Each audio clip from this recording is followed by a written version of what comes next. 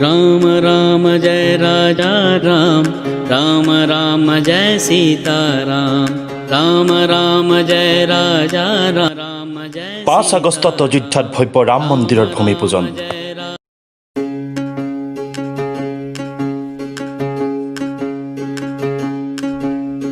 राम राम কোটি কোটি ভাৰতীয়ৰ আস্থাৰ প্ৰতীক এই ৰাম মন্দিৰ। ভাৰতীয় সংস্কৃতিৰ ওচৰত শীৰ্ণত বাবৰবাদ। অনুষ্ঠানত উপস্থিত থাকিব স্বয়ং প্ৰধানমন্ত্ৰী। অংশগ্ৰহণৰ পৰা বিৰত থাকিব লালকৃষ্ণ আদৱানী আৰু মুৰলী মনোহৰ যোশী।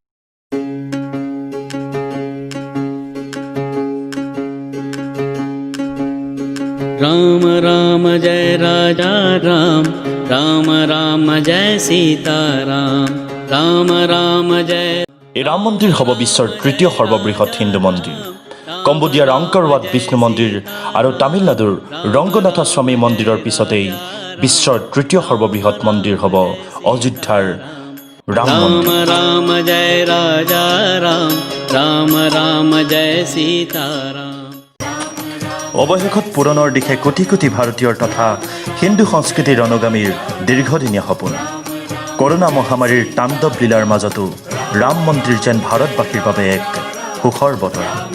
দশক দশক জুৰি ভাৰতীয়ৰ আৱেগ আৰু আস্থাই আদালতৰ মজিয়া পৰিভ্ৰমণ কৰি অৱশেষত উচ্চতম ন্যায়ালয়ত লাভ কৰিলে প্ৰকৃত ন্যায়। আঁতৰিল অনিশ্চয়তাৰ মেঘ জৱনিকা।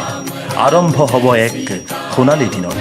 মহাকাব্য ৰামায়ণত বৰ্ণিত বৰ্তমান উত্তৰ প্ৰদেশৰ অযোধ্যাত হ'ব ৰাম মন্দিৰ। অযোধ্যা উত্তৰ প্ৰদেশৰ এক আধ্যাত্মিক চহৰ, ভাৰতীয় সংস্কৃতিৰ আস্থাৰ স্থল।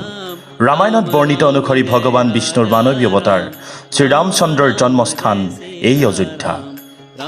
ঐতিহাসিকভাৱে এই অযোধ্যা পোহৰলৈ আহিছিল গুপ্ত যুগত। বিভিন্ন বিতৰ্কৰ অৱকাশ ঘটাই অহা 5 আগষ্টত এই অযোধ্যাতে হ'ব ভব্য ৰাম মন্দিৰৰ ভূমি পূজন। সেয়া আছিল 6 ডিচেম্বৰ 1992। কৰ সেৱকৰ দ্বাৰা ধ্বংস হৈছিল বাবৰি মছজিদ। সমসাময়িকভাৱে এলাহাবাদ উচ্চ ন্যায়ালয়ত পঞ্জীয়ন হৈছিল ভূমি সম্পৰ্কীয় এক বিবাদৰ গোচৰ। ৰাম মন্দিৰ বনাম বাবৰি মছজিদ। অৱশেষত দীৰ্ঘকালীন ন্যায়যুদ্ধৰ অৱকাশ ঘটাই 9 নৱেম্বৰ 2019 তাৰিখে ভাৰতৰ মহামান্য উচ্চতম ন্যায়ালয়ৰ 5জনীয়া বিচাৰপীঠে দিলে সেই ঐতিহাসিক ৰায়। অযোধ্যাৰ বিবদমান ভূমিত হ'ব ৰাম মন্দিৰ নিৰ্মাণ। লগে লগে সমাপ্তি ঘটিল দীৰ্ঘদিনীয়া প্ৰতীক্ষাৰ। ৰাম ভক্তৰ মুখত বিৰিঙিল বিজয়ৰ হাঁহি। তদুপৰি মহামান্য উচ্চতম ন্যায়ালয়ে সুন্নী ৱাকফ বোৰ্ডৰ হাতত 5 একৰ ভূমি প্ৰদানী মছজিদ নিৰ্মাণৰ অনুমোদন দিলে। এক ঐতিহাসিক চৰিত্ৰ বাবৰ। মোগল সাম্ৰাজ্যৰ প্ৰতিষ্ঠাপক বাদশ্বাহ বাবৰ।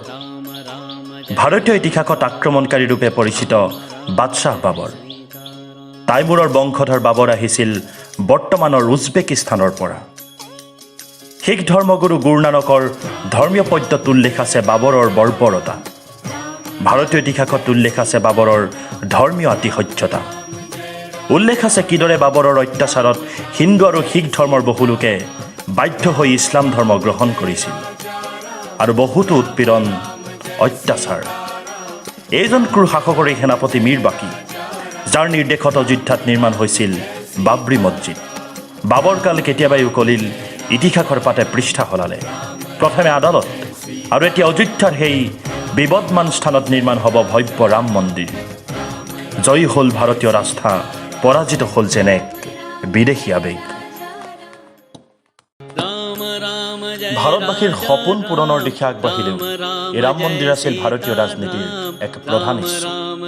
ইয়াৰ লগত জড়িত আছে 6 ডিচেম্বৰ 1992 বাবৰি মছজিদ ধ্বংসৰ ঘটনা, আদৱানীৰ ৰথযাত্ৰা, তদানীন্তন প্ৰধানমন্ত্ৰী নৰসিংহ ৰাও আৰু উত্তৰ প্ৰদেশৰ সেই সময়ৰ মুখ্যমন্ত্ৰী কল্যাণ সিঙৰ ৰহস্যজনক নিষ্ক্ৰিয়তা।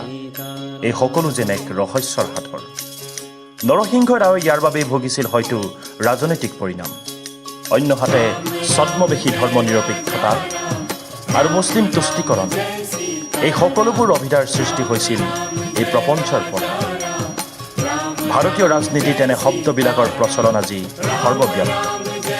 কিন্তু আৱেগ যিদৰে সংঘ পৰিবাৰ আৰু বিজেপিৰ ৰাজনৈতিক উপাদেয়, ঠিক সেইদৰে কংগ্ৰেছৰ ৰাজনৈতিক ইতিহাসত দেখা যায় ধৰ্ম নিৰপেক্ষতা আৰু মুছলিম তুষ্টিকৰণ। অৱশেষত ৰাম মন্দিৰ নিৰ্মাণে যে এনে ৰাজনীতিক অন্ত পেলাব, সেয়া সন্দেহৰ গভীৰ গণ্য।